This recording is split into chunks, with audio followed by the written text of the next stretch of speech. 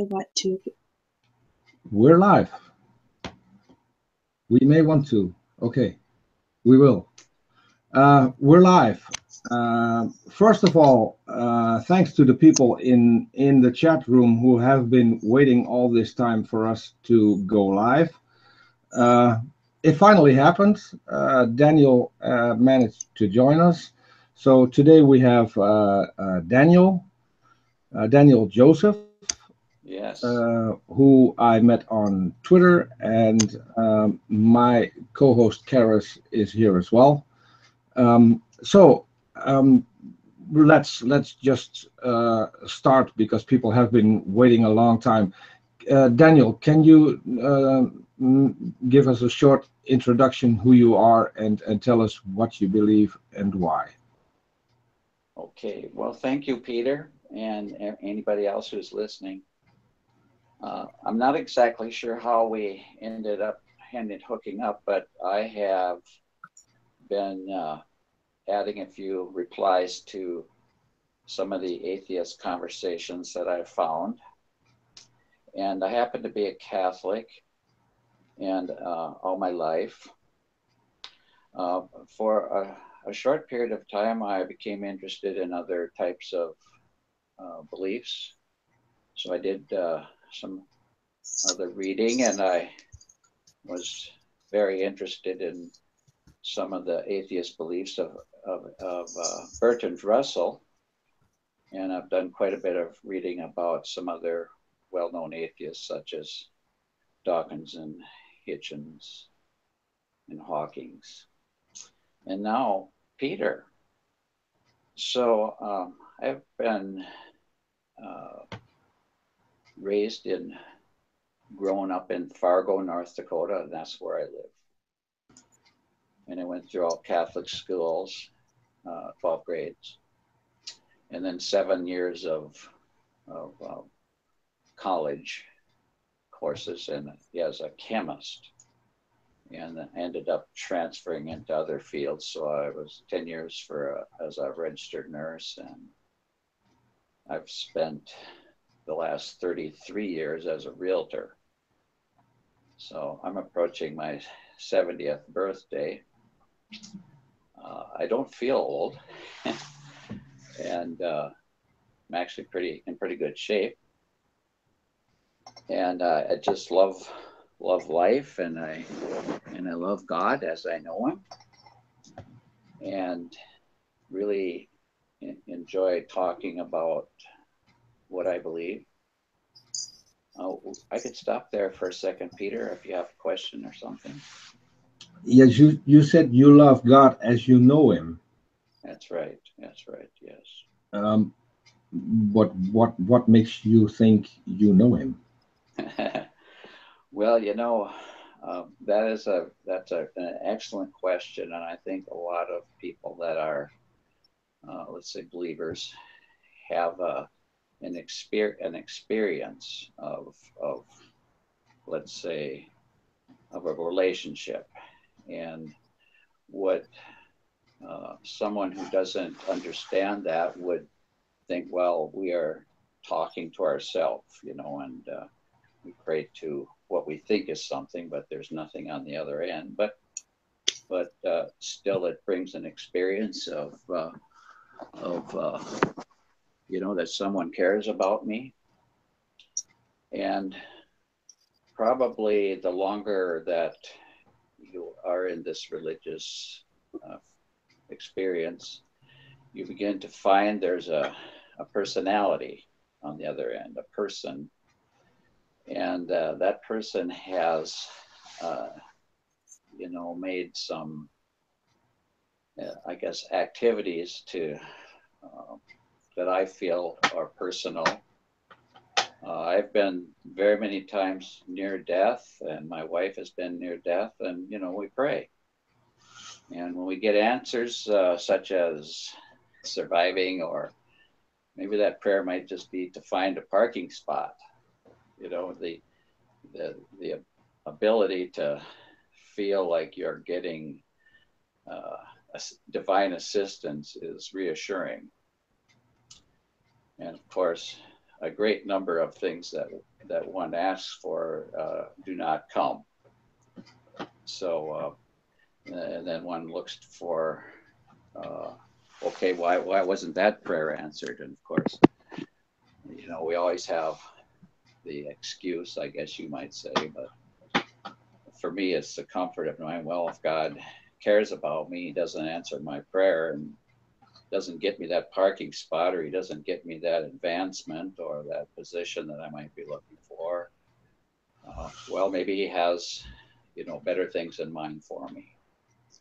So when I was in my teenage years, I was in love, like many do. And of course, I prayed for this relationship to work out. And it didn't. And that person has had much difficulty with relationships, as we have remained friends and knowing that. And the wife, the spouse that I did get, has been an amazing experience. And I don't feel like with God's help, I would still be married to her. So for the first 18 years, it was a real struggle, the communication and dysfunctional relationship and misunderstandings. Really very few days went by where there wasn't blow-ups and trouble among our relationship. Okay, but didn't you have the idea that the one how do I put it, putting in the energy to make it were you and your wife and not someone else? Well, you know, that's a good point. My wife and I did, you know, we worked on it. We went through 17 hours of marriage counseling, and one could always say, well, that pulled us through. And I would say that maybe maybe the fact that both of us had a belief that marriage was something that you were in forever, you know, that you didn't just give up when it was tough. So we stayed with it, whereas most people would have decided to hang it up. And in fact, about 2 years before we finally worked it out, I had what I might call a supernatural experience. And it was basically the last straw day. I guess I was at that point where I had finally made the decision that we would not make it. And I made the decision at that point that I was going to ask her for a divorce. And we had talked about it, and it was nothing either of us wanted. But you know, when you can't be happy, you do what you have to do. And you know, we were both making each other unhappy. So at that moment, which I think was probably one of the lowest moments, and if anybody had been through that breakdown with a relationship, they know how deeply disappointing and saddening it is. Sometimes it can go beyond even that. Yes, it can go it can go very bad. That's not to minimize anything that you've gone through, right, by the way. Right, sure. Well, at that point in time, I had what you might call an auditory hallucination, and I know it wasn't, but let's just assume that it was. And I heard my name at this precise moment when I had made this decision. I heard my name, and I thought, well, my wife has snuck up behind me. And I turned to see that she was not there. And then looking straight at the wall where there was nobody, I heard my name again. And it wasn't just hearing my name, it was the way the name was said. In this case, the name that I heard was Dan, and it was the kindest, most loving, most heavenly voice that one could ever hope to hear. And that was all it was. Okay, but so that was all? You just heard your name? That's it. Okay, so at that point in time, I said, I have just had a hallucination, to myself, of course. And within seconds, I had the most elevating feel of joy that I've ever had in my life. I'd say it was pretty close to when my daughter was born, where, you know, you almost feel like you're on air. You're not even, the gravity isn't even holding you down. Okay, but And that, can I ask yes. what the circumstances were when this happened? Well, were you emotional? Were you? It's an excellent question. I think I described it as the, you know, one of those deepest,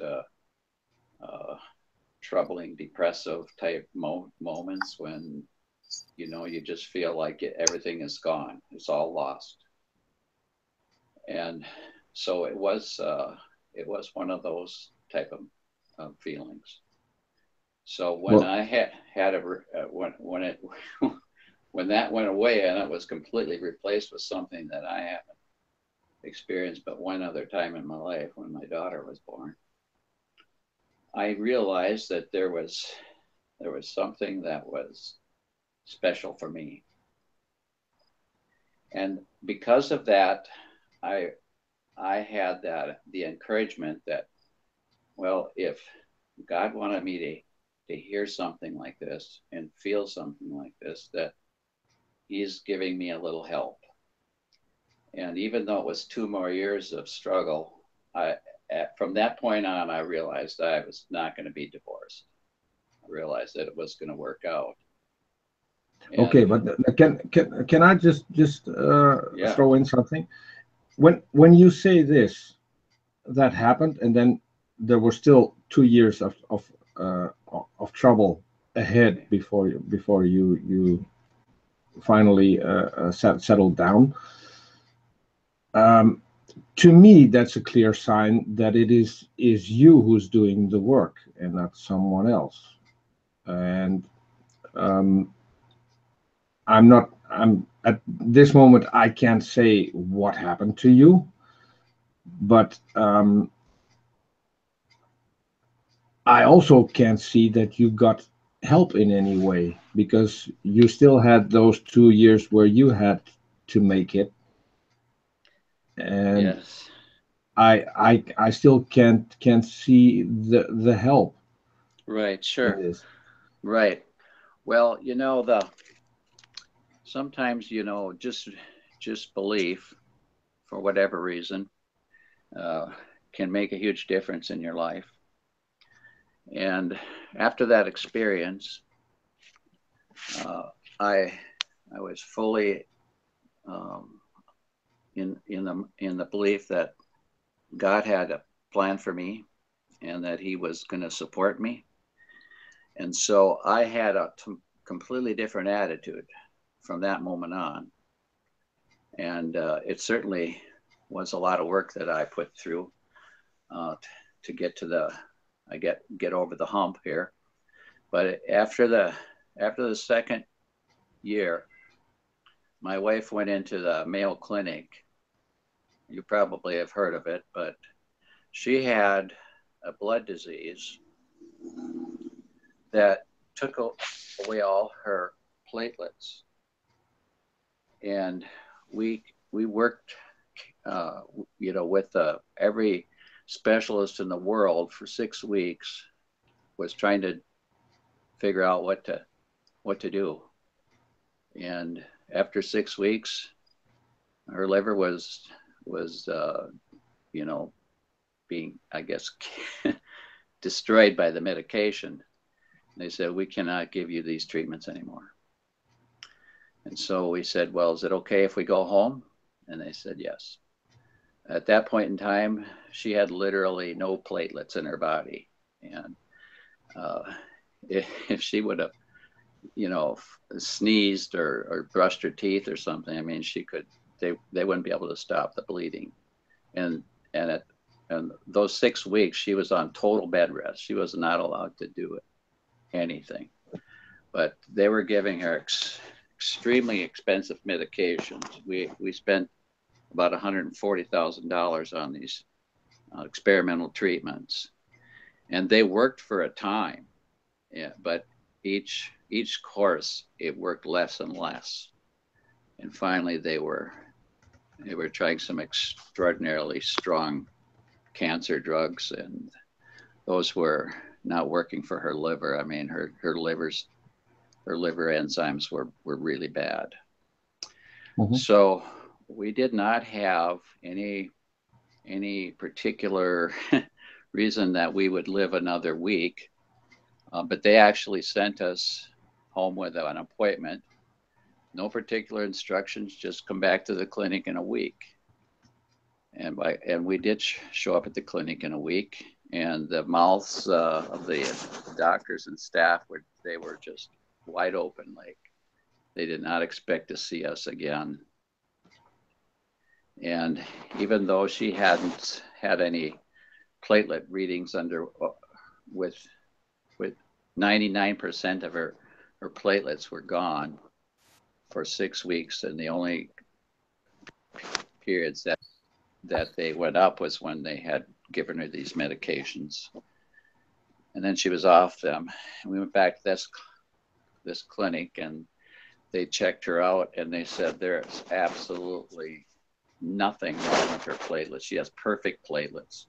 Her platelets were over 100% of normal. And they said, well, you know, this kind of a remission it was not expected. I mean, most of these types of patients do not have that degree. They might have 50% platelets, or they might have 75%. So she was at the lowest end of what might be expected for the severity. And she went all the way back to 100% platelets. And my relative who was a doctor said, you know, she's not cured. This is not curable. This is a remission. Well, that's now 19 years ago, and her platelets have been perfect for 19 years. Okay, but that still doesn't get us to what caused it. And I don't mean to be blunt in any way, but those things happen. I don't know if you're aware that in Holland we're 80%, over 80% atheists or unbelievers, and it happens here. Yes, I'm sure that it does, and but it doesn't get attributed to anything else than just being a remission. Right. But well, basically, no spontaneous remission is going to be expected. Right. They do happen, and they're never expected. Yes. They're just happy when they do happen, and it'll happen to someone who doesn't believe as well. But for someone who does believe, this sort of thing is, you know, it reinforces that faith that you have. And there, of course, there's been, that was just one of 3 events in this.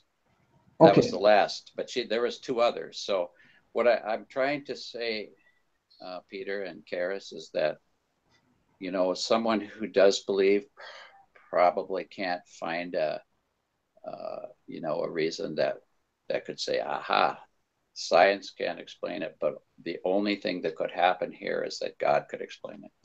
Okay, but not, and again, I'm not trying to be blunt in any way, but what sticks out to me is that the fact that your wife got ill, you don't attribute that to any supernatural being, but when she recovers, you do.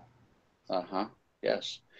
And that's something that I've noticed with pretty much every believer I've come across, is that they only attribute the good things to a supernatural being and not the bad things that happen to you in life. Well, I'm not that way. Actually, whenever something bad happens, I feel like this is a special thing that, for whatever reason, we got this illness. And it was after her recovery that we continued to work on our relationship. And it was still at that point not where it needed to be. In fact, it was difficult. But wouldn't you say that's a little bit over the top when it's used as a method to bring people back together? Oh, absolutely. Yeah, you could say, well, because if God had nearly killed me, then my life would have been worse. You're right. Okay, so but I looked at your profile on Twitter where you said you were at one point were an atheist. Yes. And I'd like to talk about that too, but we don't need to talk about that today. We could talk about it. We can. We can. If you like. So, well, at that point, when you were an atheist, how would you have defined atheism?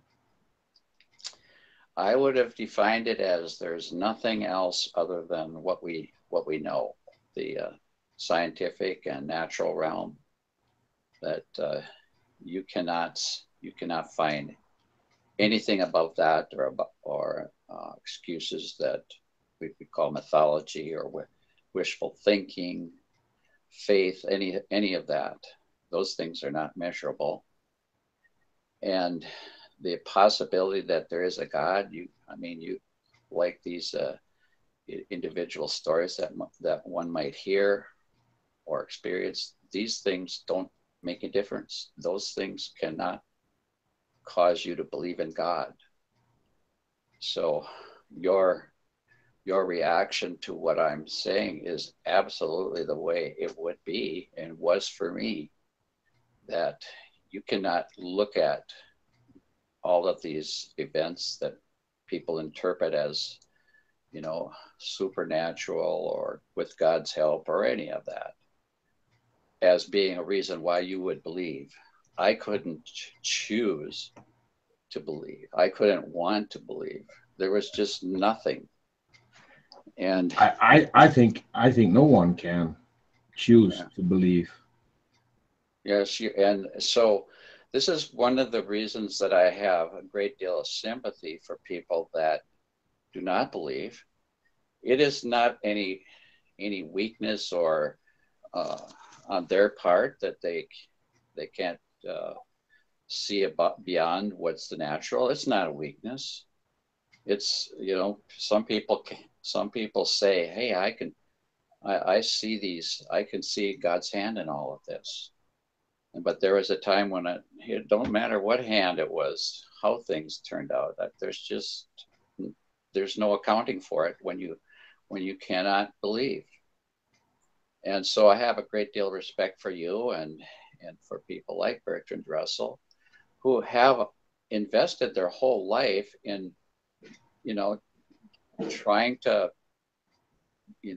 seek out the truth, and when there's someone that has a story that could be, not explained by the natural, it doesn't change anything. You know what you believe, and by your whole life experiences what is possible for you. That still, to me at least, sounds that it's a choice, and to me belief is not a choice. There has to be a reason to believe, and you can say that you see God's hand in something. I don't see God's hand in something because there's no need for a God to have his hand in something. That doesn't mean that I don't see beauty. I don't see anything that's usually attributed to a God.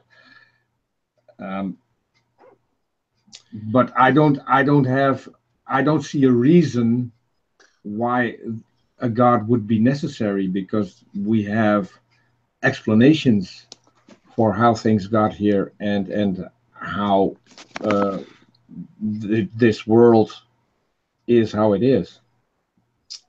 Correct. And I would have a question. Sure. Not to interrupt. So, with the, we'll call them spiritual experiences that you had during this really traumatic time in your lives,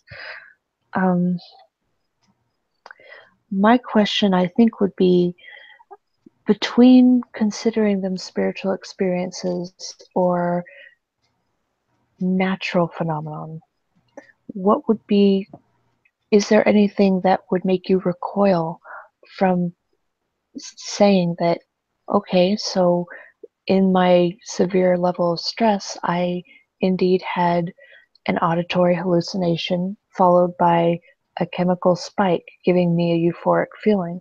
Is there anything that would make you recoil from that? I'm wondering if there's a gut, just a gut instinct to say, no, no, no, no, no, I don't want it to be that. I want it to be something that just isn't that. Please, just not, no hallucinations. Please, I don't want to be having a hallucination, no matter how valid it is, no matter how normal it is for a normal brain to experience this in extreme times of stress. I was just wanting to know that. Well, you know, I know that it was real to me, and it's something that does. No, I'm not saying it's not real. No. Okay, say it. Ask the question again. Okay. What I'm not saying is that what you experienced is not real. I do believe that what you experienced is extremely real, concretely real, and if there was a way to measure at the time, measurably real. I just want to put that there. I am not discounting anything that you felt or anything that you experienced.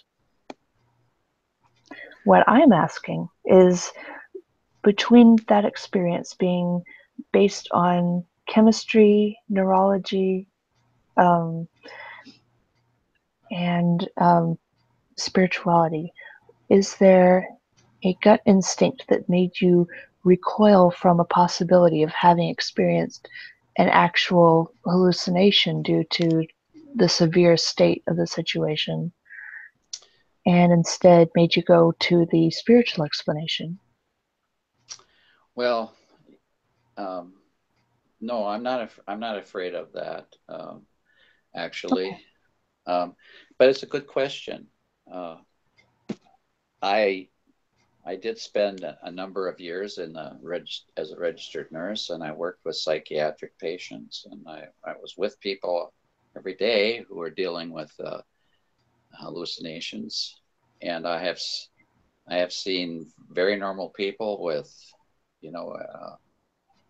maybe they've had too much of their drink, or they've had too much of their drugs, or whatever their situation. I mean, it isn't totally unusual for that sort of thing to happen on occasion.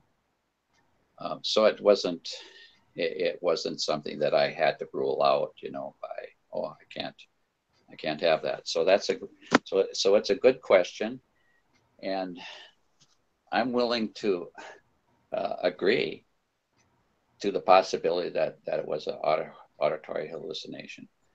And but I mean, there's such a stigma connected to them, and I'm trying to kind of help to mellow that away, because the stigma is unjust. Right. Well, that isn't a problem. And you know, the fact is that a a lifetime of experiences, sometimes they begin to have meaning. And while there was a point in time in my life where none of the experiences that I had, none of the education that I had, none of the study or prayers or good example from friends was going to make a difference. Now that I do have the faith that I, you know, appreciate and hope to have the rest of my life, I am thankful for what I know God to you know be doing in my life. And you know, as somebody who is not a believer or was not a believer, you know, all I could say about that for other people is like, you know, more power to you. You know, if I become a believer, I mean, that's a great thing. You know, if I'm as happy as what you seem to be happy, that's fine. I discover or know of many people who are borderline, whether they're believers or not. And some of them are, you know, very happy guys or gals, and some of them are, you know, they have various different personalities, of course. And those personalities do seem to be innate, part of the DNA. But there is certainly a great deal of joy that's involved when you have a faith in God and you know He's there, you know. And once you realize He's there and He starts acting in your life, well, He reinforces it. But it's up to Him to give you that, you know, to give it to you, you know. And you cannot, you know, go looking for it.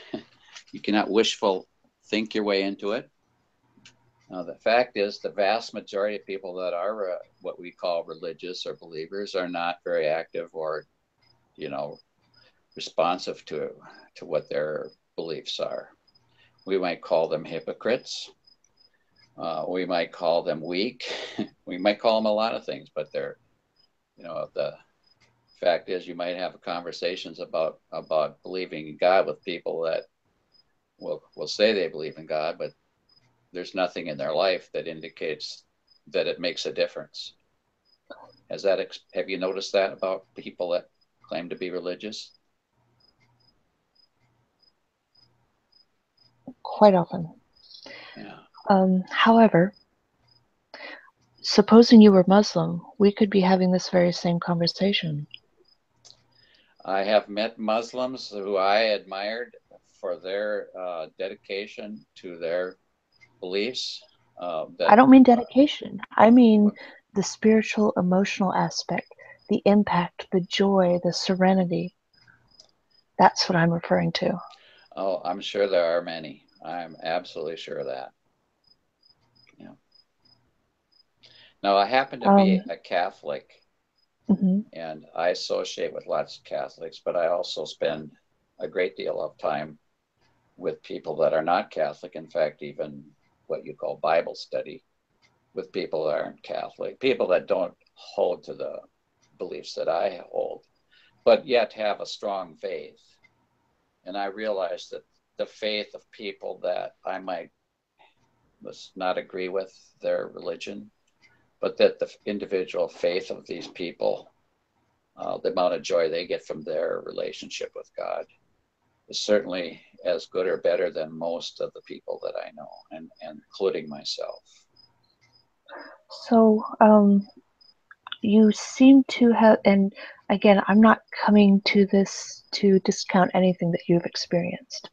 What I'm trying to ask is, you have presented the experiences that you've had and the emotions that have been tied to them and the faith that you yourself have derived from them, and you have applied those as evidence that the entity that you put your faith in is in fact true. And I would wonder what your answer would be to, say, a Muslim whose experiences had led them to the same conviction that the entity that they put their faith in is likewise true. Because each person cannot use their personal emotions as itself evidence of a true entity, and both be right if those two entities are mutually exclusive. Well, I believe that this particular faith or experience of being happy in your beliefs, I believe that comes from above. I don't believe that's something that I can grasp at. And this atheist pal of mine and my Muslim friends who find joy in their life, I mean, that's something that's a gift. We may not be able to agree on how we got it, but we certainly do have it. And it's something that you can use to, make yourself, let's say, help yourself to be a better person. And if atheists had a standard of, let's say, their 10 Commandments, we do have a standard. Yes, and you have this, you have senses of right and wrong, and you have senses of, well, I don't want to hurt my own character by stealing and lying, and there's certain experiences that we might call a sin, but you might still be able to describe that as a negative. So you aren't likely to be.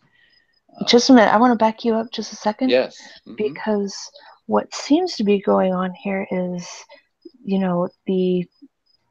that it being an obvious thing that, say, a Christian would certainly know right from wrong and have a solid sense of objective morality. You might be doing a charitable favor to an atheist to, maybe assume that we'd have some sort of a sense of right and wrong, and I'd like to erase that. Have just as much of an objective sense of right and wrong as anybody else. And I just want to put that out there. Well, that's really, really important, and I appreciate that. I have gotten in trouble with some atheists because I probably wrongly attributed this morality that I have to from a religious point of view. Whereas people that are moral and they love their fellow man and they have certain values, they need to get credit for that. It's not fair for someone like me to take it away and say, well, because you don't believe that exact 10 commandments the way I do, or some other religious rules, that you are somewhat less moral. I tend to turn it around. I tend to say, just because you believe in, the 10 Commandments doesn't mean that you're necessarily less moral. I mean, that's kind of how I think of it. So to me, the 10 Commandments are less moral than normal morality.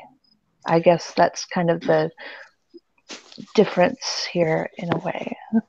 I think that goes for most atheists, actually. Okay. Well, I'm mentioning 10 Commandments, but really, the fact is, it comes down to right and wrong. You don't need a number, a commandment. You don't right. need to find that written in the it's Bible. Not set in stone. You know that you were probably raised with some values.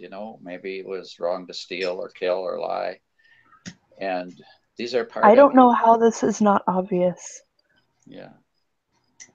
That I was probably raised with values. How is this not obvious? Of course, it is. It's probably. I don't know your situation, but I would have to say that most people have those values from their earliest years, wherever they got them. it's actually we can explain it because humans are social species, so it's something that we actually have in our DNA. Right. So and I think what Karis tried to say, and what I think most atheists would agree with, is that if you follow a set of rules given by a supreme being, that doesn't make you moral. That just does you make follow the rules you have to follow. And yeah, at least I have seen a lot of theists who I would consider to be amoral, and they're even quite honest about it. That Without religion, what's to keep you from yes, doing this or that? And my question is, well, if that's your question, please, please continue believing in God. yes, Well, that's a good point.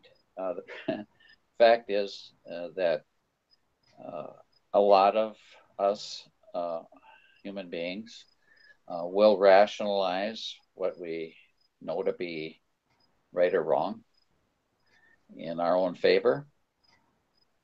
And as part of the struggle of life is you want to be the best you can be, live up to your own standards, or whatever standards that you have. You have them in your heart, what's right and wrong. And maybe someone might say, well, I keep these 10 commandments, and hey, there's a lot of other things besides 10 commandments. yes. And like you said, hey, they could be there are very actually poor. there are actually 613.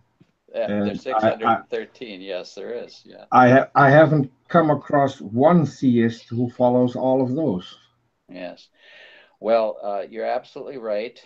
And it turns out that there's really two commandments, and that's love God with all your heart and love your neighbor as yourself. Those were that 613 boiled down to those two. And I don't agree with that. Mm-hmm. I don't agree with that.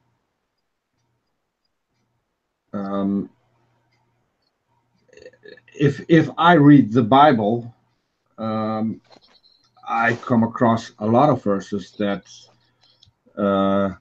call not only for killing, but that call for men and women not being equal.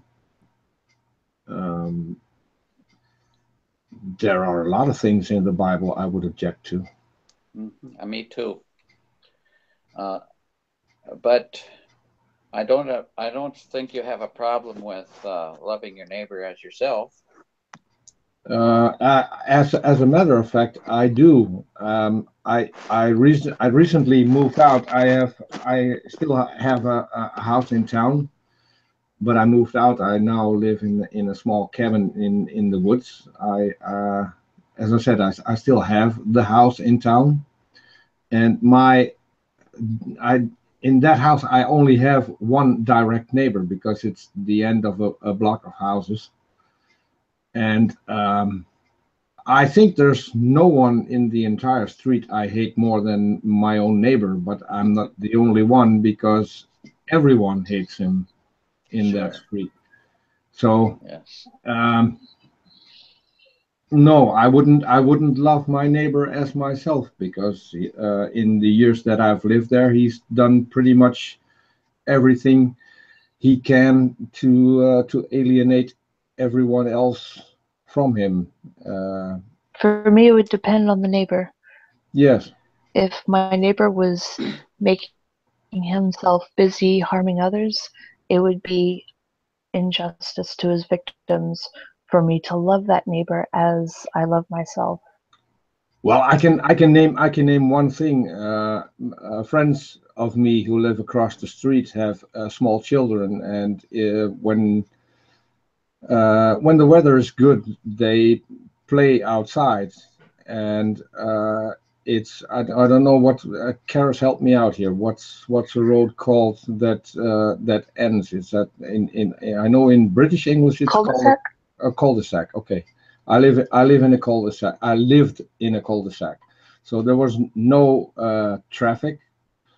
Only the people who lived there came up with their cars in the street, so the children could play on the street. And we have in Holland we have certain areas where rules are different, and that's where I live.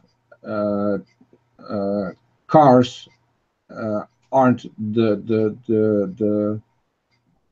um, the primary objects in the street. People are, and cars have to adjust. They can't drive fast. They have to drive at walking pace. But if the children are playing outside, my neighbor likes to, when he comes home, he likes to drive over their toys because they're in his way. So that's someone that I'm very comfortable with hating, because I think that's not something you do. Yeah. Well, So, it's a challenge to love the enemies and to love those that harm the innocent. It's an unworthy and immoral one. yes, I should not be loving somebody who is harming another person. Now, to not love somebody or to even feel some hatred for somebody, that I am not equating to, I know the Bible would say that's murder in your heart, and I would disagree with that. Well, so I actually wished murder in my heart a few times, and so I know what that's about. Um, and I think most of us find that it's impossible to, let's say, love, care for somebody. But that's evil. But you can still wish the best for them. So let's say the best by that mean that person disappears from his, that the bad person of that life, that he has a changeover. Sometimes there are conversions of, people that are killers end up, spending time as volunteers and, trying to make up for the evil in their life by being good, better at it. I think that, in our efforts to force ourselves mentally to wish the best for the perpetrator, we gloss over what we need to be doing against him for the victim. Oh, absolutely. Yeah. Justice demands, and you may be in a position to make a difference, and you need to love. There might be a choice as far as your acts of love are going to be towards people that are innocent. And I come to this issue from a bit of a different situation. On the receiving end of sexual assault, sexual abuse, long-time sexual and religious abuse. And when I hear the continued love the enemy, forgive, love your enemy, and in all this, I'm wondering, okay, so everybody's trying their hardest to love him, but what about me? Well, you're right, though. You're right that priority is important, and I don't disagree with this at all. no, but I think, and I think what Karis is saying, it's the attention is pointed towards the wrong side. because I don't see a lot of compassion coming to the victim, and it's even more harm to embrace the perpetrator. Absolutely. So I wouldn't. Something tells me that he's actually agreeing with us on this, so we probably don't need to beat him over the head with that. No. Yeah, no, you're right, Karis. Victims, the rights of the victims seem to be less than the rights of the perpetrators, and that's wrong. Oh, okay. Let's. I have another topic I want to touch on, because you already told me about your personal experiences, but when it comes down to it, what is your actual reason to believe that there's a God? Because to have those experiences, I think you first have to believe that a God exists, because otherwise you wouldn't have had those experiences. So, well, the you have an intellect, and you use your intellect to determine the cause and reality, and it used to be that what do you mean the cause of reality? Well, for example, the stars are in the sky, the cosmology. I mean, this is something that maybe before there was any science involved, people could say, well, there must be somebody must have put those stars up there. That doesn't make them right, though. No, but I'm saying that okay. that the thought process of finding reasons for some things, God is the answer for a lot of these mysteries. And the mystery of the universe, okay, I would disagree with you there. Yeah, I know. I mean, that's quite an assertion that you've just made. Yeah. Because you said we went from explanations. Excuse me, I got a frog in my throat. We went from explanations of the cosmos to suddenly God being the reason, and that goes from scientific examples to spiritual assertion right off the bat. And I'm wondering why.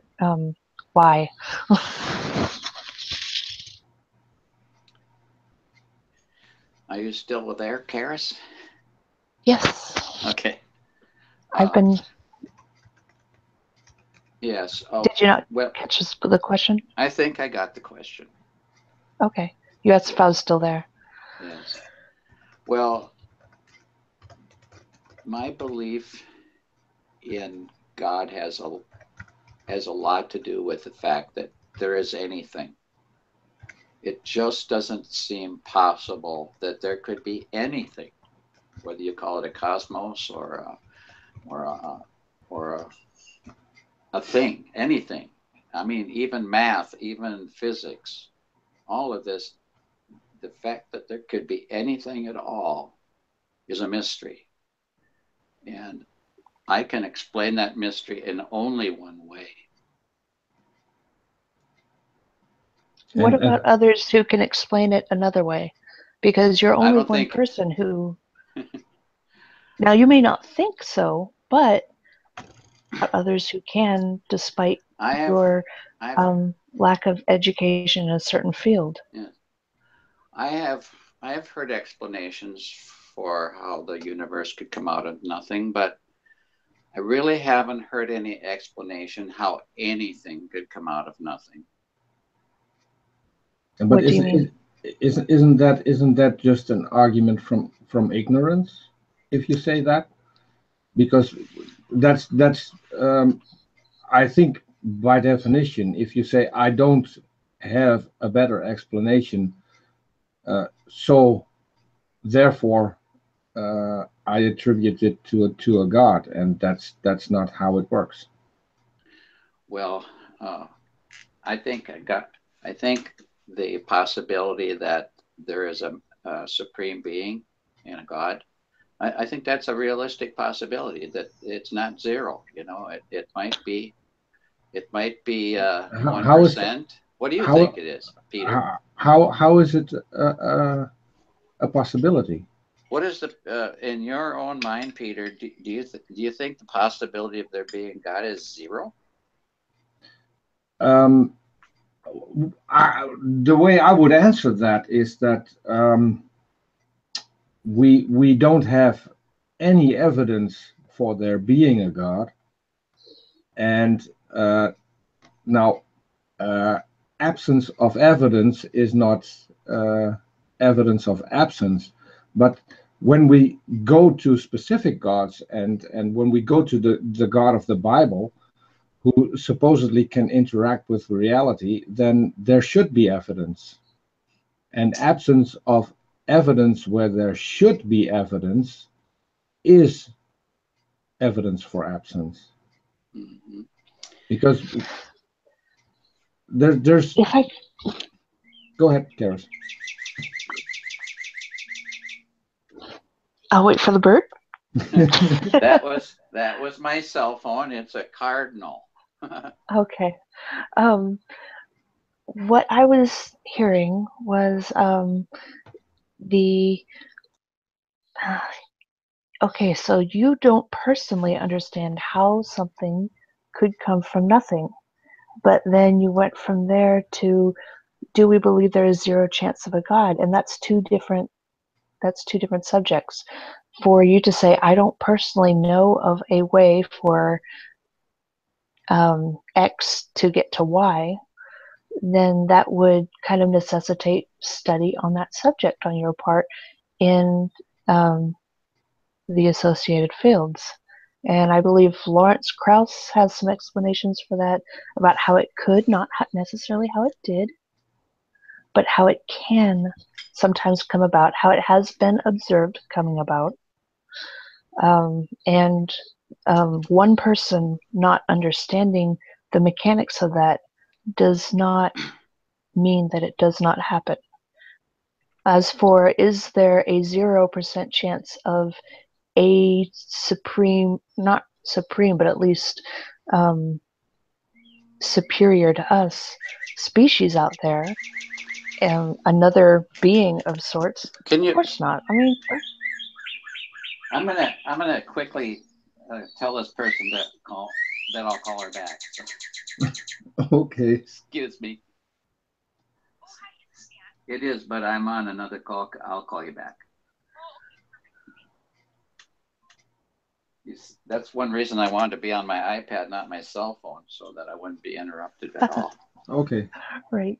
For me, it was a bit of a flashback, because I used to have a lot of birds, and so the sound is very familiar. Yes. I mean, we've gone essentially from saying, I don't know how something could happen, therefore God, to what chance do you think there is of there being a being superior to us? Well, I have to say that all of the possible explanations for reality, that I'm coming down on the side of there's a God, but it's not 0% that there isn't a God. I know.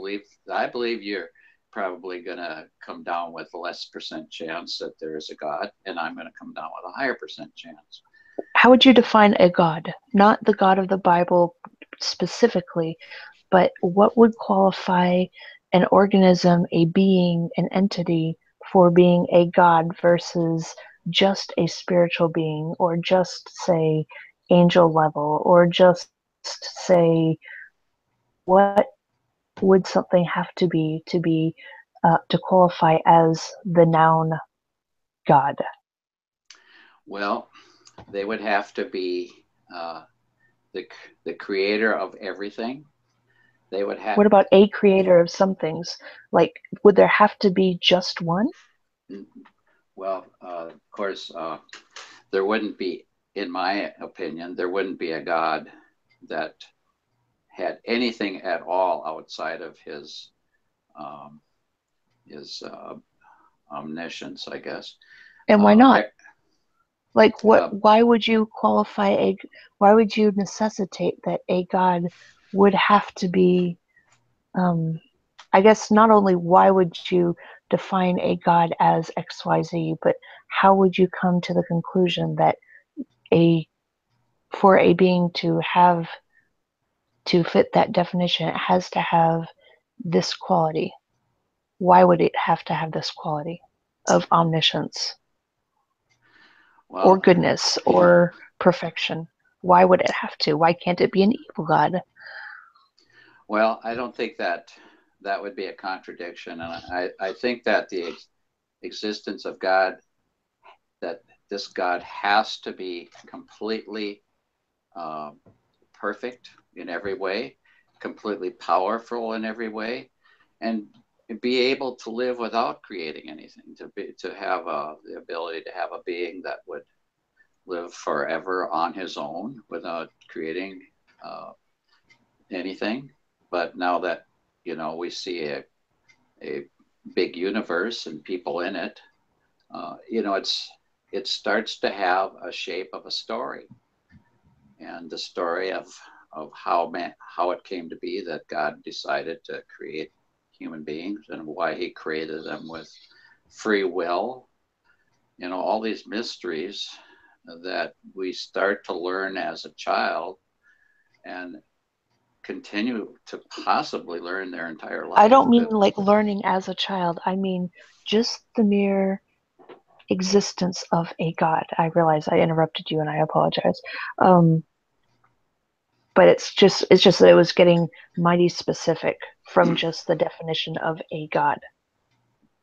Well, yes, there is only one God in my mind, and my God is all powerful, all loving, all knowing, and is completely hands-on. I understand that. Yeah. I'm just asking, like, you're talking about a specific God. Somebody who not only fits the definition of the noun God, but now has specific characteristics that makes this entity a specific God. So what would necessitate, what would be required for an entity to not just be a specific God, but just to be a God? Well, I don't see that there is any other kind of a God. There's just that one. And what has brought you to this conclusion, and how? Well, you know, I'm a human being, and I deal with other human beings. And I hope so. Otherwise, this is like, we need to send this into science if you're not a human being and you're talking to us like this. Well, the human being is the only being in the universe that can reflect. We don't know that. Well, we do not know that. Well, what we know of the beings that we know, the human being. That's totally different. Yeah, we have this ability to ponder, and it's a unique thing, and I think of our God as being, we don't know that. We do not know that we are the only beings who have the ability to ponder. Okay. I don't know of any others. Nor do I. However, the universe being as vast as it is, and as little of it as we have been able to explore, we cannot say that we are the only beings who can ponder. Yeah. You're right. But in any case, just from my little world, and I'm at the center of it, the only explanation that I can come up with for why I am here and why I care about things the way I do is because that God made me, and he made me to know him and be with him. That's my God. He's a God of love. If that were true, then how come this God didn't make me and made me know him? Well, he's still got time. But that doesn't answer the question. If he is an all-loving God, why is he waiting? Well, because he knows that you are not ready yet. And I don't know why that's the case. Some people are religious from their youngest childhood, and some people get there really late in life. I was religious from my youngest childhood and got to atheism much later in life.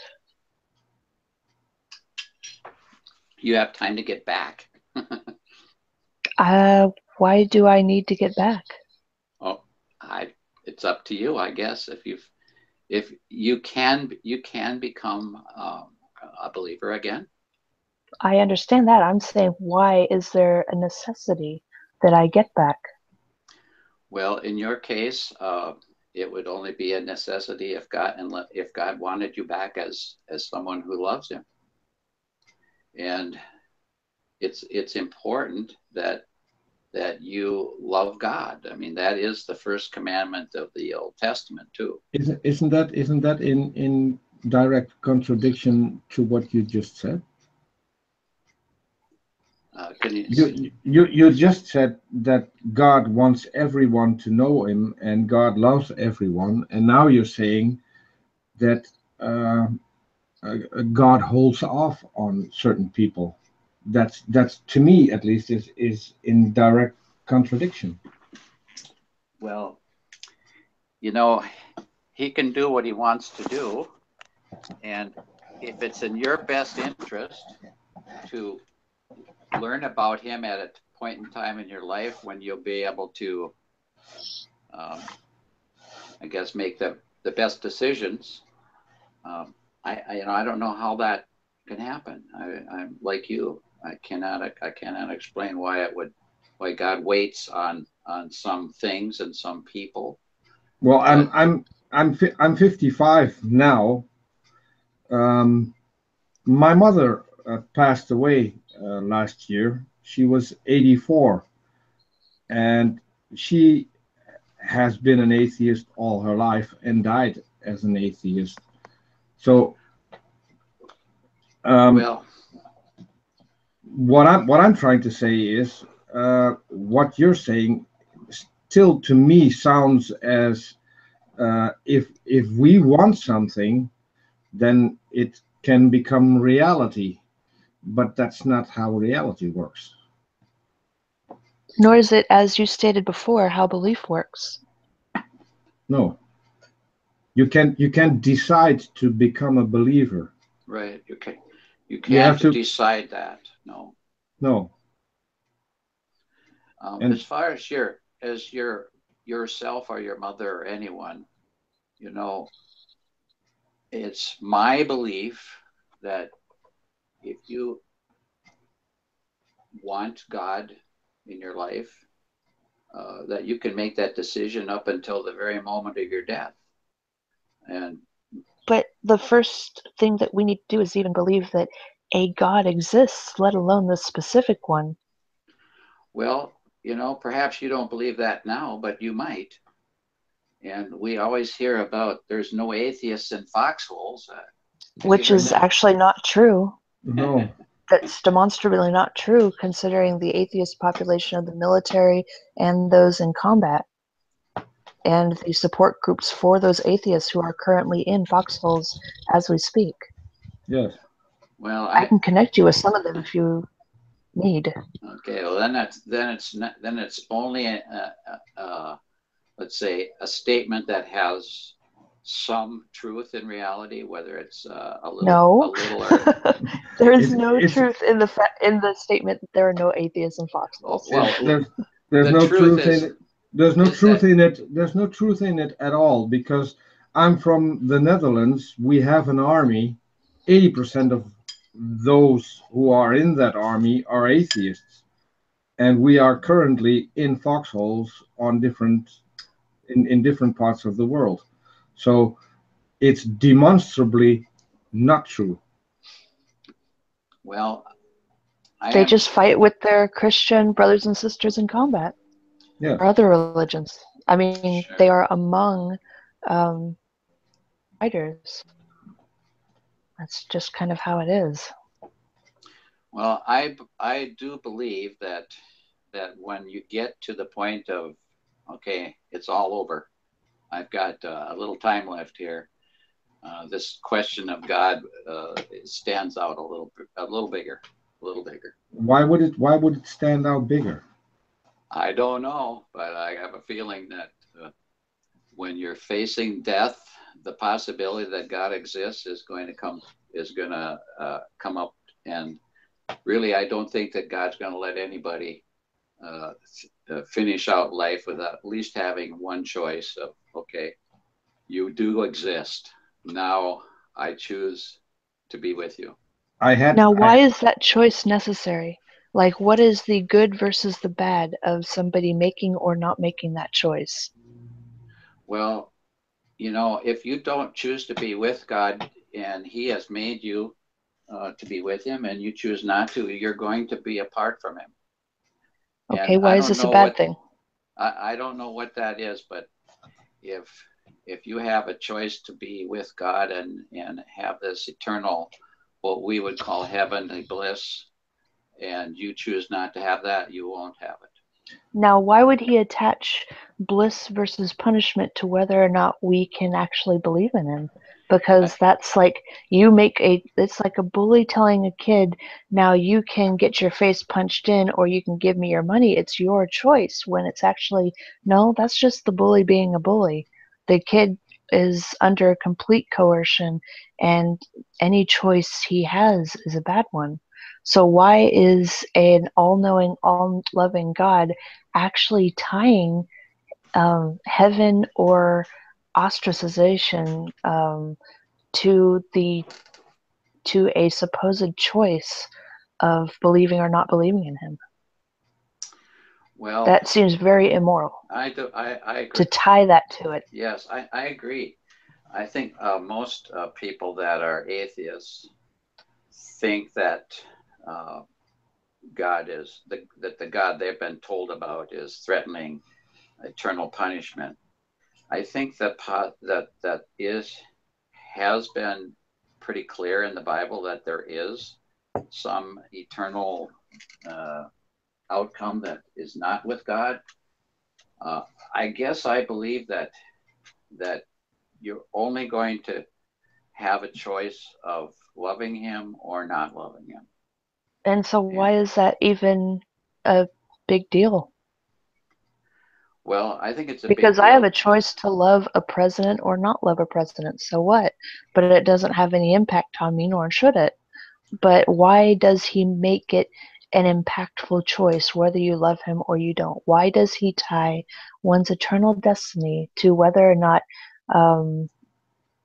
you worship him? Maybe it's different. Maybe it's more with Karis chooses to not love God or not respond to him, and with full knowledge, not where you're at now, but with full knowledge. And Karis gets to choose, with him or not. And really, the whole point of free will is to let you do it, let you use it. And it isn't free will if you feel threatened, okay, I've got to go with this one because the outcome is not good. The other outcome. Well, you haven't really changed the choice, though, because you've said Karis can either choose to be with him or not with him. And if he has tied eternal heaven with him to eternal not heaven without him, then that's pretty coercive. You can choose to be with me or not with me, but it has consequences. Now, why would he do that?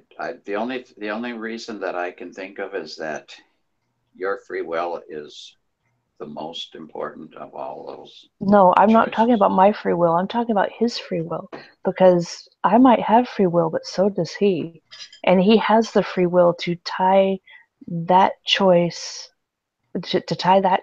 to an eternal destination that he has set up. in his free will. So what kind of a moral being would, in his free will, tie an eternal choice or tie an eternal destination to that choice? Well, I think Because that, we're not the only ones here with free will. yeah, I think that God, the God that I know of, is respectful of your free will. And I don't know why he made everyone, but we are told that God made us to be with him, and we have the choice of saying, yes, we will I love you. understand that, Yeah. but that's repeating what you said earlier. My question is, why would a moral God tie the choice of loving him or not to whether or not we get to be in heaven? Well, I Like, don't why know. do we have to choose to love somebody in order to be with everybody else? Why does he ostracize a person who does not love him? Because that is a choice on his part. Yeah, I don't know that. Fair enough. I Okay, can but respect that answer. and there's another little problem, because if the God of the Bible exists, then we don't have free will. Yeah. Well, I think I have a free will to No, you don't. I feel that I have a free will to love you. No, you don't. I don't. No. What is my choice? If if the God of the Bible exists, let's for just one moment accept the God of the Bible exists. If that's a fact, then you don't have free will. Not if the Bible is a reliable source of telling us how and what God actually is. Mm-hmm. Because if God has a plan, then you're not able to change that plan. That plan has been set from the moment everything was created, and you don't have the ability to change it. Aha. Sounds like predestination here. We might be getting into a bit of Calvinism. No, it's actually just applying what the Bible says. Yeah. Well, I think we should have another call about that. That's fair enough. Yeah, I think that's a wonderful question, and it's certainly worth talking more about. And by the way, can I congratulate you just on your sheer courage coming on here? Because it's you talking with two atheists, and I know that must be a little bit intimidating. Well, it was for a while as I thought about it. But, I feel like we're brothers, well, brother and sister in your case. Sister from another mister? We're all on this journey together. And because of your sense of morality and mine, I mean, we're gonna care for each other's best interests, And Well, part of that is talking like this. The reason I set up this channel and the reason that I'm started doing these talks was to at least reduce some of the animosity that there is, especially on Twitter and on Facebook, between believers and non-believers.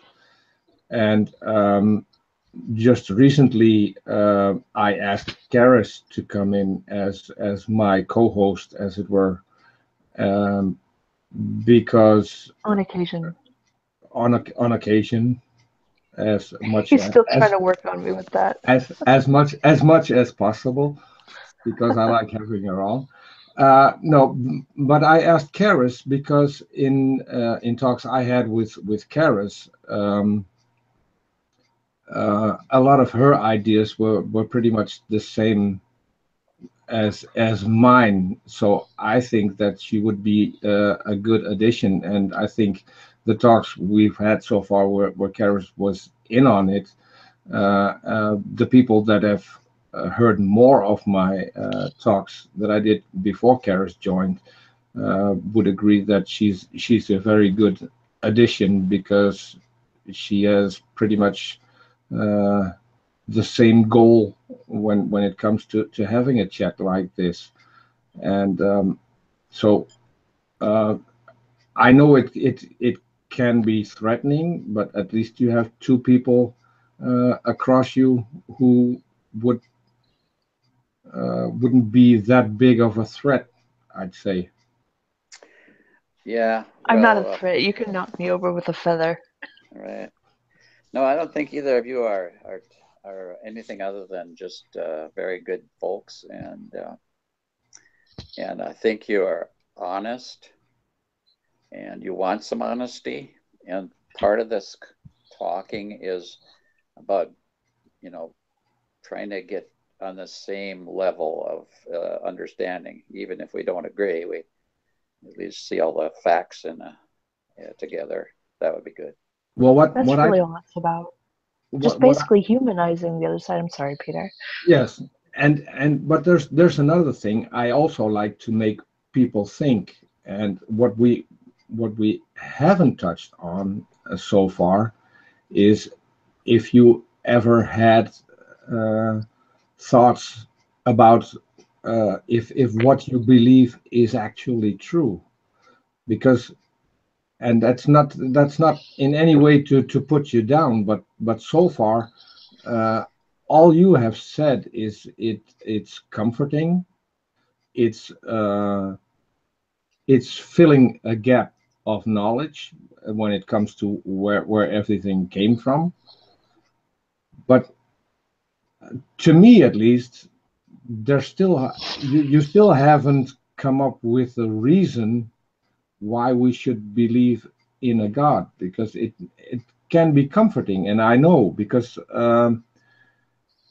I've only been to a church service once in my entire life, and that was in the Catholic Church, and that was when the wife of a dear friend of mine died, and she was Catholic, he was an atheist. So I see the comforting part, because that's what I took away from that it was at least a lot of comfort for the people uh, uh, that were left behind. And so that I can see, but to me, that's still not a reason to believe that there's some kind of supreme being. Well, perhaps, you know, there's not going to be a reason enough for you. But you know, I think the question of whether there is a God, in fact, the question of whether there is the God that I know of, I think that is not zero. And if you consider the possibility that you are totally, completely missing that one, um, you know, I'm kind of where you are in that I'm on the other side of it. But But what would I be missing, do you well, think? you know, I think that we're looking at an eternity. That's what I want to, where I want to do is I want to be with God all eternity. And of course, we look at the possibility of there being friends and family and even some good atheists on the other side. I certainly know that everyone's life is short, and But have you also considered the fact that if this is true, that some won't be there, and maybe some that you loved won't be there? I have considered that. And you know, from where I'm at right now, that would be extraordinarily disappointing. But I know it is a possibility, because I do believe that it is a choice that you have and that my friends and relatives have to decide whether they want to return God's love or not. And But isn't it the fact that when you get to heaven, there's only happiness, there's only good? yes, absolutely. So these And memories, have you considered that the thoughts that you now say it would be disappointing, you won't have those thoughts anymore in heaven, which cannot. would which by definition would mean that free will is taken away from you when you get to heaven. Yes, you're right. It is. Yeah, it's free will ends at the end of your life, and you will get whatever God has for you. And if it's And something that you choose, if you choose this type of happiness, you'll have it. And I don't understand why I would be how I could be happy with the fact that some of my friends weren't there. Somehow, I just think your mind and your heart will be satisfied in heaven. and you think that's a good thing? Well, I think being it perfectly happy is a good thing. Where would morality come into this? What you just told us, where would moral perfection come into being satisfied with um, loved ones having fallen victim to the tying of their eternal destination to whether or not they were able to reciprocate or love God? How is it moral to be satisfied and happy with this? I don't know. And I'm not, please don't think I'm saying this to condemn you. I'm not. No, I think it's a really reasonable question. And it's a question that I have thought about, I've talked about with others, uh, and I cannot fathom how I would find any, peace and joy in my, eternal afterlife if my wife isn't with me or my children and my friends. Yes, I I can't guess understand how that could be. I guess the question kind of comes down to, it's an old one. Um, is something moral because God says or does it, or does God say or do what is in fact moral? I mean, does this conundrum, does this situation go from being immoral to suddenly becoming moral just on the basis of it being this particular entity who's doing it? I think you're right on that second part. Uh, God determines what's right, and if you figure it's not right, you're using God's own rules, and the fact that it contradicts is something that I can't explain, but I know that it's something that we would know at some point, all the mysteries that we can't understand will be uh, understood at some point. I would disagree, but I understand where you're coming from. Yeah. Well, I think you have to take a position. The fact that you disagree and you're taking a position is a good thing. I would agree. So there we go. We agree on one thing. I think we actually probably agree on a lot more. We I mean, do. We do. the very purpose of these talks is to realize that we are not our faith. We have a faith or we don't. But you are not your faith. You are Dan, That's who right. has faith. And I am not non-faith. I am Karis, who doesn't have faith. So, I like my coffee, and as you can see from my picture, I do like burgers. I'm Yes. not a vegan. The Uh, big ones. Yes. Well, here's the there thing. are some not safe for work jokes that go along with that. I'm sure you can figure those out. Sure. Well, the thing is, I feel that our interactions, yours and mine, and of course all of ours with other people, that we can make the world a better place or not.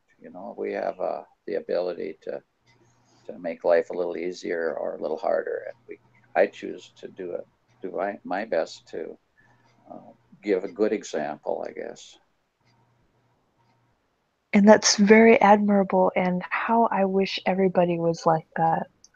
I mean, shoot, if more people were like that, it's, it's possible that I would still be a Christian. I would not have gone searching for another way. Now, I mean, I do believe that I have come to a more factual conclusion through it all.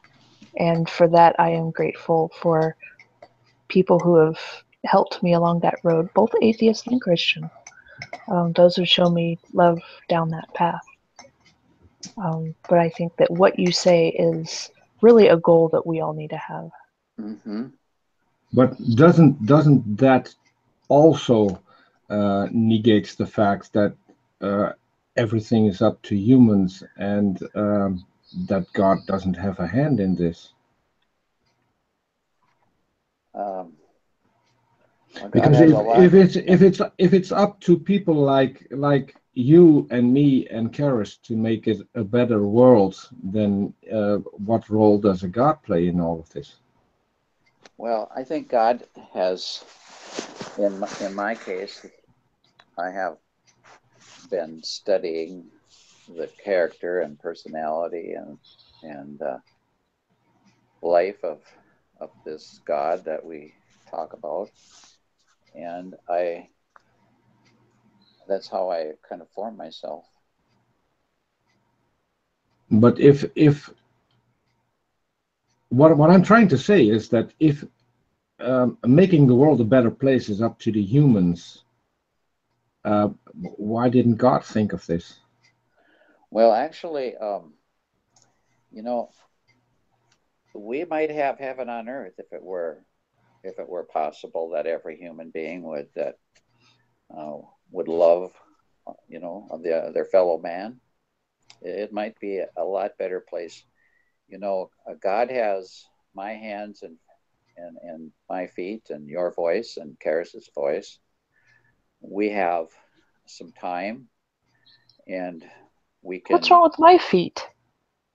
Well, I haven't seen your feet, but my guess is that you can walk to the hospital or the nursing home and visit people that are sick. And Peter, with his very mellow voice, can bring a calmness to people.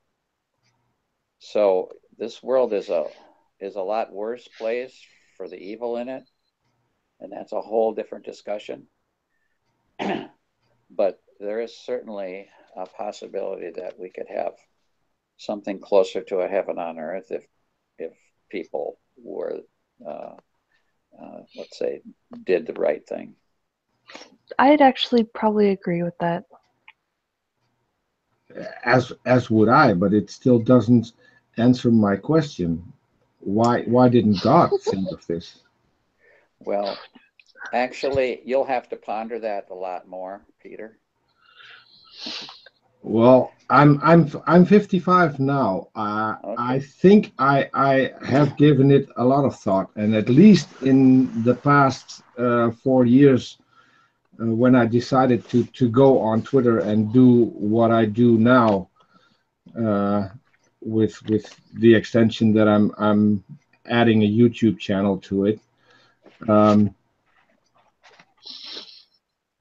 I still haven't come across a reason why a God wouldn't do this, because if he's all powerful, it wouldn't take much for him to change everything. And so what I'm curious about is, why doesn't he do that?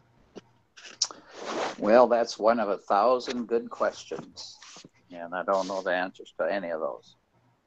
But Fair enough. I do know that you guys are good guys, good gals, and that God made all of us, and he did a really good job on you. And what you're doing is it's making the world a better place, just because we're talking about this sort of thing. Well, I try to do, but that's not restricted to Twitter and to YouTube. I try to do the same thing in real life. But what I do come across at certain times, I can, for now, I've decided to at least show my face in the near future. But I've been anonymous on Twitter and on YouTube for one reason only, and that's because my best friend is a Christian. He's My significant other is a Christian. yeah, but my friend is an artist. He's a sculptor and a painter, and most of his customers, for now, or let's say the ones who pay the most, are churches and in any other way religious places who buy his art, and people, because we work together when he makes when he has an idea for something in a church or a design for a church, he comes to me and I help him with that by putting his idea into Photoshop, and along with the picture of the church in question, we can show the people how it's actually going to look when it's finished. And so that's where I accompany him to his clients. And if those clients were to see my YouTube channel, it could hurt his business. And now recently we've decided, or he's decided, that if that's going to be the case, that those people didn't deserve his work. So he's fine with me showing my face finally. But that's a point where I think religion is harming him because of my actions. Well, unfortunately, the thing about religion is that it's the people that are in it, not the God that's making them. I think that you are acting in a very Christian manner by offering to stay in the background, and if it would hurt him. And sadly, it's a shame that people that you might come across, or that your friend might come across, who are so-called Christians, don't act that way. Hey, you were just hurtful just a second ago. You said that just being nice is a Christian thing. What about atheists? You know, I'm sorry about that. You're right. It was something that, when I was raised, there was Christianity was the only standard, and we have been given an example of how Christ would turn the other cheek and go the extra mile, and many of the virtuous things, and applying those great virtues to the name of Christ was a common thing to do. I know, I understand that. And I wasn't saying that about you personally more. I was directing that towards the comment, which I hear a lot, even from my own family.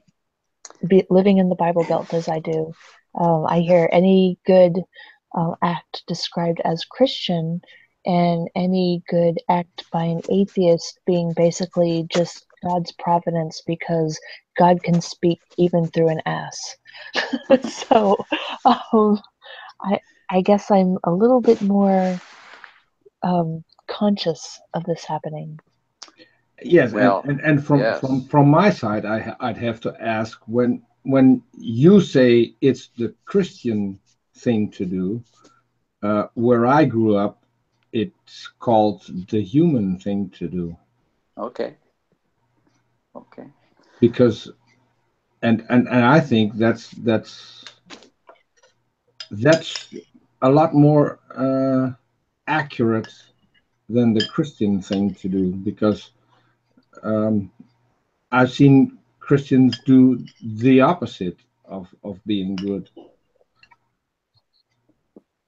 But Well, I mean, besides that, Christianity And is. not only Christians, because I also have Muslim friends, so I've seen it there as well.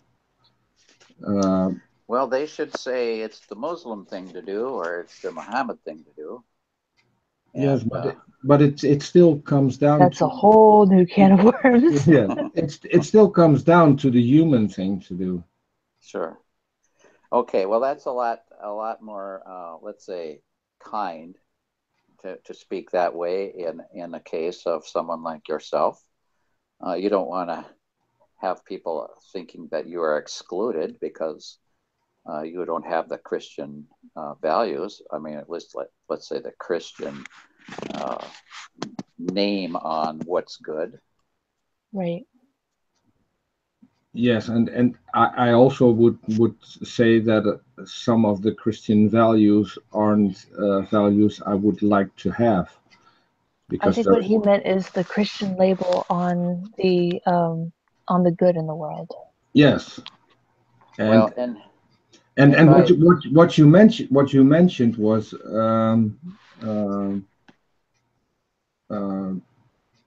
being like Christ, and what to me stands out is that to be able to say that, you skip a lot of the Bible verses about Christ. Well, yeah, Because he didn't he wasn't only about love. He condoned slavery. He called for people to hate their families. He said he didn't come to earth to bring peace, but to bring a sword.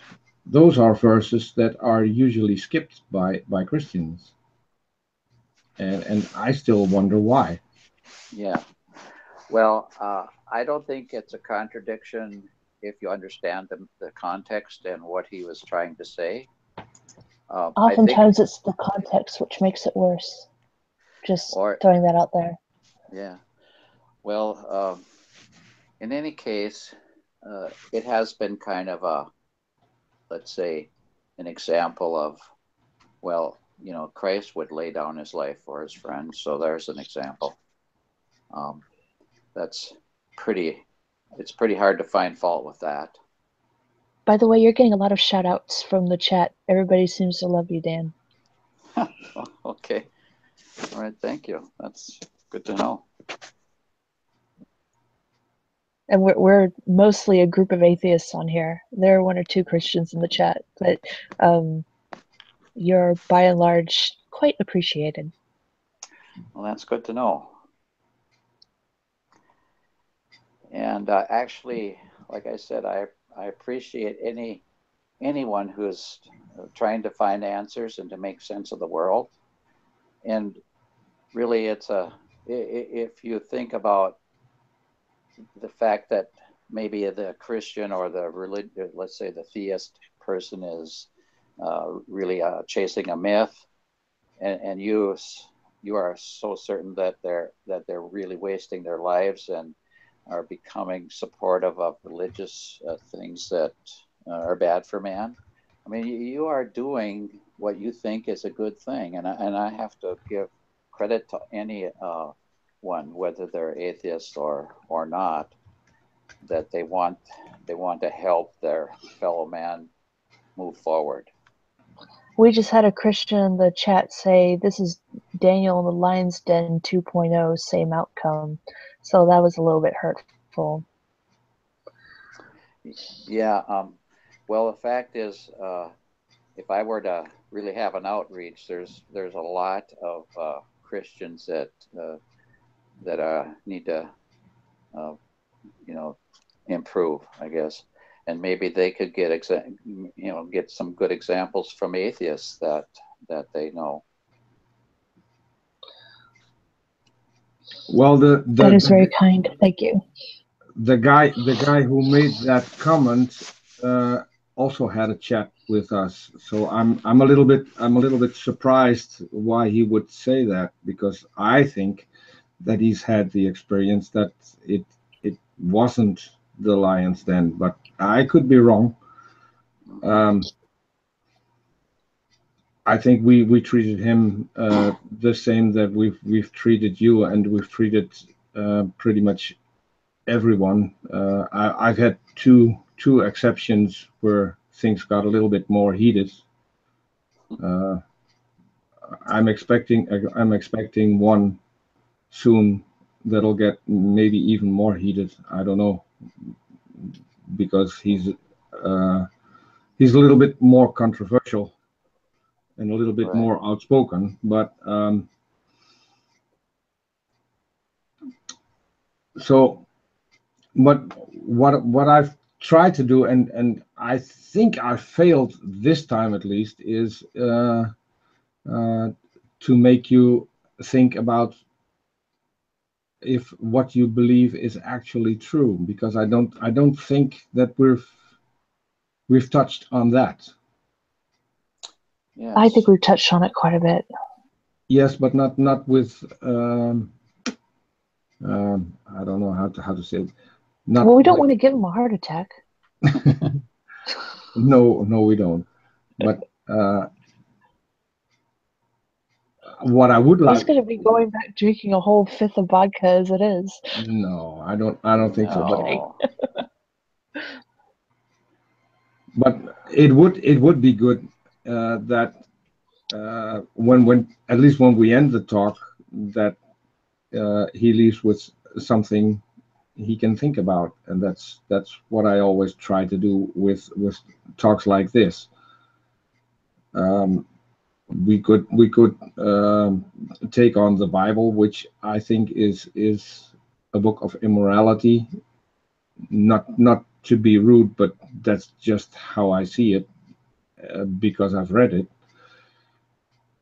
And To be what I've honest, he doesn't seem like he agrees with all of the Bible himself, so I'm not sure if that is necessarily even. no, because I think that Dan at least doesn't agree with a lot of things in the Bible, because that's become quite clear in Or at this least the conversation. common understanding of them. Yes. Yes. Well, you quoted some verses, Peter, Hmm. and if you take those verses and pin them up in any church that I know of, they are going to go, yeah, in that context, no, we don't agree with that. Hmm. So But there is a message to the Bible, and we might be able to talk a little bit about that. what message do you think? Creation, fall, and redemption, I believe, to put it succinctly. What you might learn about God, where else will you find it? I mean, I don't know. I mean, people have their little revelations, but the Bible has been, compiled over, centuries. That's And not necessarily an argument for it, just putting that out there. well, it does show some things over time. That it does. And I could probably take any particular chapter or let's say book outside of all the others and find I would disagree with what type of message is being put on there. But for the whole big picture of the Bible, I think there's a story here of how we came to be, and whether it isn't, you can't literally take every verse and make sense of it. Some people want to quote this and that and the other thing, but the fact is that the story is God created the world, and man screwed up. He came with his son to try to show us a better way, and that's where we kind of pick it up after Christ is been crucified. It's all over at that point. and then the resurrection, and then things change from there. No more Bible verses after the resurrection. It's pretty much over. But now you're and I think that's where it's different. At least for me, because you think that's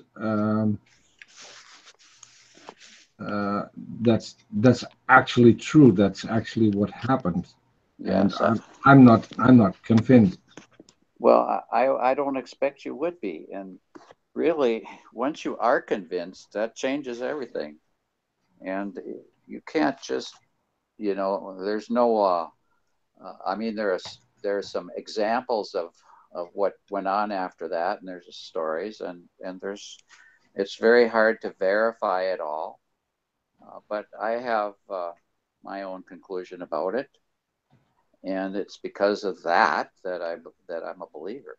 If Christ didn't rise from the dead, you and I are on the same page completely. Mm-hmm. Okay. I think this would be a good time to end the conversation. Would you be up for having a second conversation where we reverse roles and you come up with a topic and you start questioning us? If Karis is present in the next one, because unlike me, for Karis it's not always possible to join. So. Well, the answer is yes, of course, and there's a lot of questions that I would ask you. Not that you would have the answers, but just if it's for general consumption on the internet, then it would, somebody might get an inspiration from any of those questions. I would hope you would at least be one of them. Yeah. Okay. So if there are questions, because Karis and I are completely different. Karis was a believer and is now an atheist, and I've always been an atheist all my life, and so there are two different positions you can go to in a second talk. Okay. So I'll leave with a comment from the chat. One of the people who is, I think, is always present when we do our live talk, and I'll have to do a shout out because I really appreciate her coming on, and that's BJ, saying that we're a good combination and Dan is a good guest. So at least I think we made for a good conversation, and something people can not only enjoy but can have thoughts about. So for now, at least, I want to thank you for coming on. You're welcome. And as I said, contact me on Twitter when you've come up with a topic you want to discuss, and we'll set a time to see when we're going to have our second talk.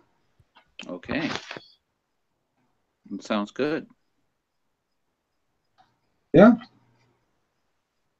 Karis, anything you want to ask?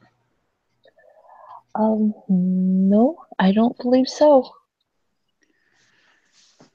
Okay. Well, good. Thanks for helping me get on Hangouts. It was quite a process. It was a little bit difficult, but at least I had similar troubles my first time. Yeah. Okay. Well, you guys take care. Thank you too, and thank you for coming on. Okay. Yes. Take it. Yeah. Bye-bye. Thanks for coming on, Dan. You're welcome, Peter. Okay. And thanks everybody for listening, and we'll see you next time. And thanks for the people in the chat throwing in some of the ideas. See you next time. Bye-bye.